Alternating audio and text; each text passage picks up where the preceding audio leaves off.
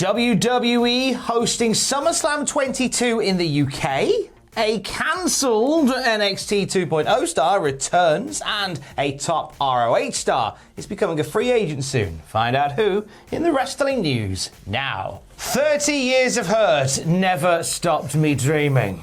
With the anniversary of SummerSlam 1992 next year, the big 3-0, how's about we mark the occasion by doing it all again? Now, just before we get into this, Wrestling's coming home! I'm happy. I'm happy. Oh, hang on. But 30th anniversary just seems like a bit of a, oh God, we best go do it. It's the type of thing you do on maybe the 25th. 25th special. Like, your 21st birthday is more special than your 30th birthday. That kind of... It just feels like a bit of a, oh, we best give them something. Well, Joel, do you reckon this is just throwing us a breadcrumb or two? Either way, it doesn't matter because it's amazing. It's just a bit like, I was like, 30th anniversary? Really? I thought they'd just wait until like 50 now. So, Sean Ross Sapp of Fightful earlier this week said that WWE are planning to put multiple stadium events on next year. We know most of those will be in the US, but it also includes potentially 2 in Saudi Arabia and 1... Potentially 2? Probably 6.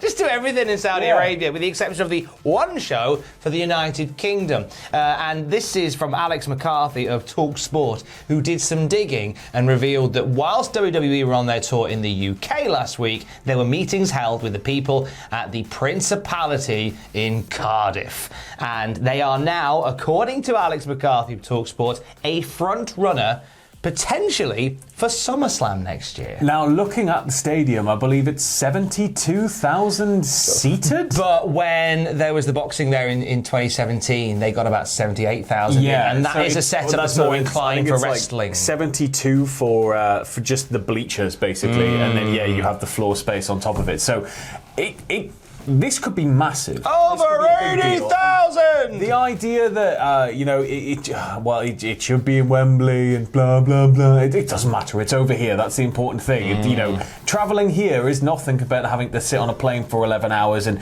if it takes 5 hours to get to Cardiff, it takes 5 hours to get to Cardiff. But, I've heard that it might be simply because Wembley is too expensive as well. Wembley's apparently ridiculous to secure. It's mad at the moment. Yeah, the down payment on. Principality is a bit more cost effective, and also like Principality Stadium, they hosted some major football games when Wembley couldn't. So they're a really this is a really incredible venue. That and Wembley, as you know it as an American from 1992 SummerSlam, doesn't exist anymore. Mm-hmm. We have a new Wembley Stadium, so.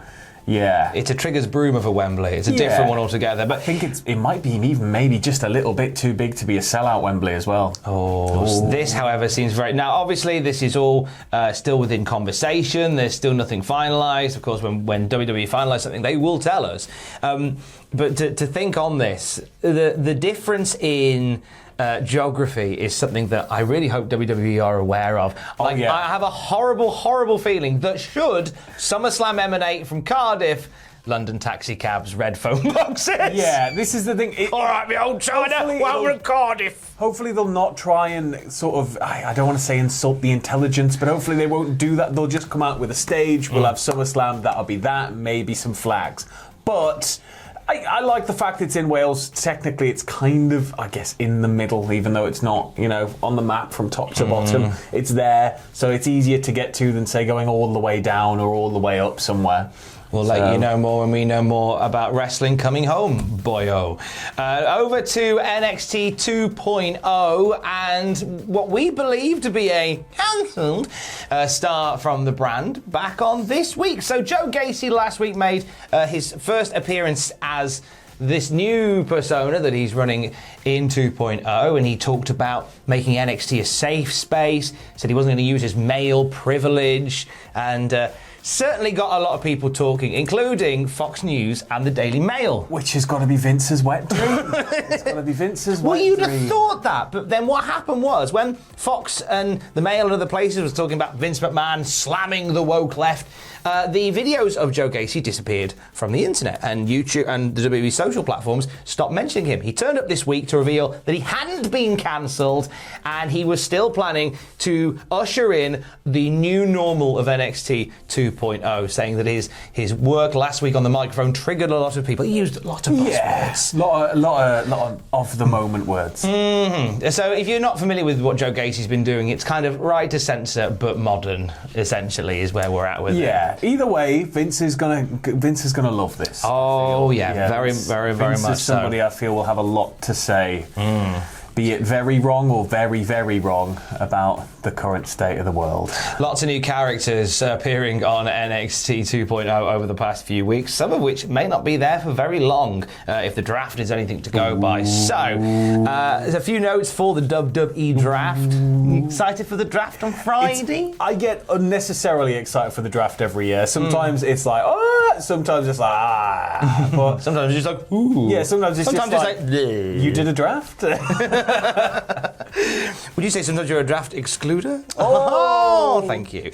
So Meltzer says, from what I was told today, USA and Fox know the key guys. The key guys are decided, but nothing else. Everything else can change. And says that NXT, whilst there are people, and this has sort of been corroborated by Meltzer and by Andrew Zarian, saying that whilst NXT isn't involved in the draft per se, there will be some call-ups amongst everything going on. This is a big chance for WWE to refresh Raw and SmackDown. Yeah, get some young blood onto the rosters and really start being able to maybe take it back to AEW on an athletic level.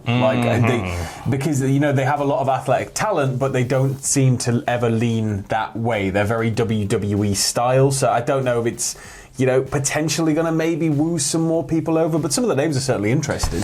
One of those being heavily talked about from John Alba is Hit Row. So Swerve's bunch of lads who've been doing some good stuff on NXT.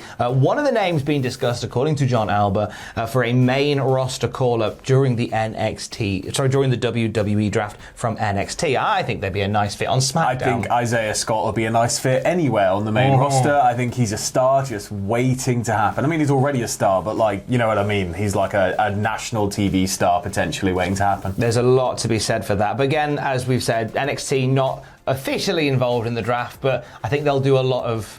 There'll be a lot of stuff that will... I feel like we may have... freshen things up. We may have, one or two kind of peppered in. And then we might just see some direct call-ups, like people who haven't even maybe appeared very much in NXT and just sort of fast-tracked. I think we might get that. Bron Breakker?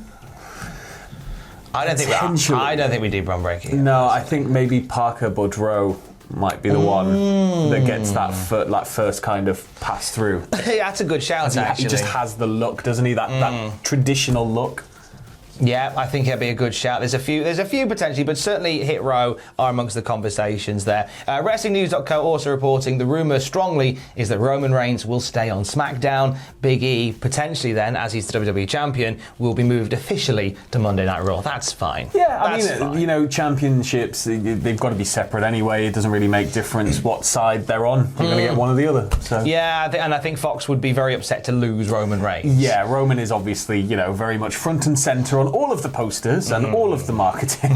Don't let him go. One star that could be away from ROH soon, we end finally on, is somebody that's been quite heavily connected with AEW via Andrade. We are, of course, talking about Rush.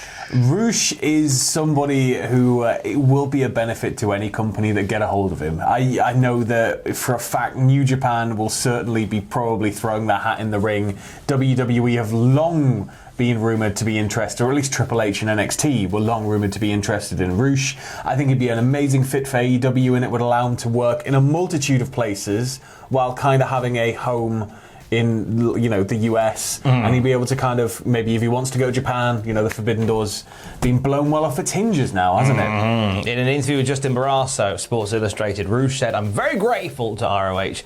I'm also a man of challenges and goals. I'm open to listening to everyone." I think AEW...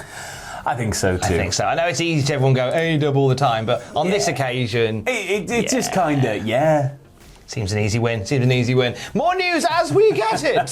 First one back after some time off. Yeah. Dusted off your cobwebs. Yeah, I have no idea what's been going on in the world of wrestling, and in the weirdest way, I couldn't be happier. Could have made all that up. Yeah, you could have. This could be all a big rib on me. What a fun time. I wish I'd thought of that before we'd started. More news as we get it. Stay safe. Love you. Bye.